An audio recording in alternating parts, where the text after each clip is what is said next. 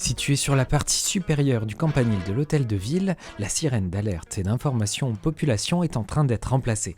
Aujourd'hui, à la demande de la préfecture et du ministère de l'Intérieur, le remplacement de la sirène d'alerte générale qui est installée dans le campanile de l'hôtel de ville est remplacé par un prestataire. Remplacée car tombée en panne, cette sirène avait été installée au début de la Seconde Guerre mondiale. Alors une installation difficile, oui, parce que l'installation se trouve à une hauteur relativement importante et puis le campanile étant relativement étroit et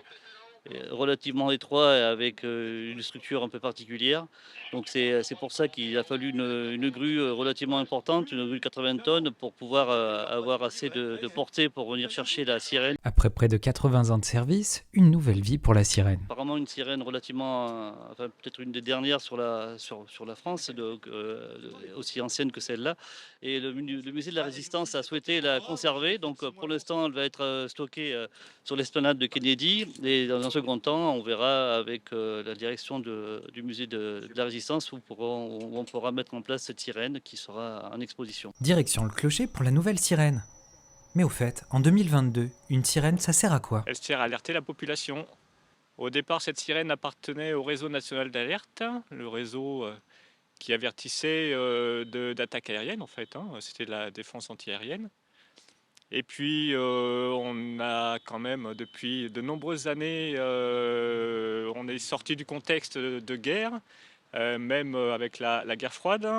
Et c'est surtout donc pour la sécurité civile que les sirènes ont été maintenues.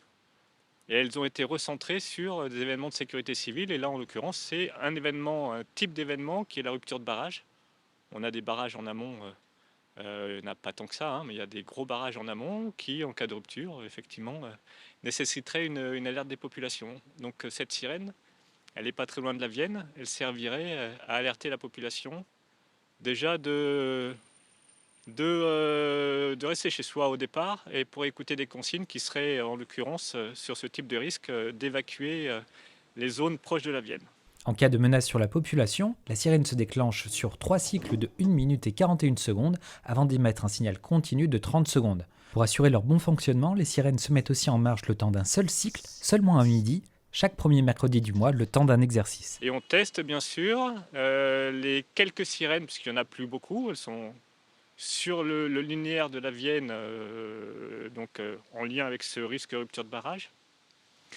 Et donc ces sirènes, elles sont 11 en tout, elles sont testées tous les mois, tous les premiers mercredis du mois, avec un signal spécifique qui est le signal d'essai. En cas d'alerte, ce dispositif est complété par un message reçu sur l'ensemble des téléphones mobiles de la zone concernée. En cours de déploiement au niveau national, l'alerte sur les téléphones mobiles, où là, on aura une alerte par le biais d'une notification ou d'un SMS transmis sur tous les téléphones mobiles qui seraient situés dans une zone de danger. Voilà.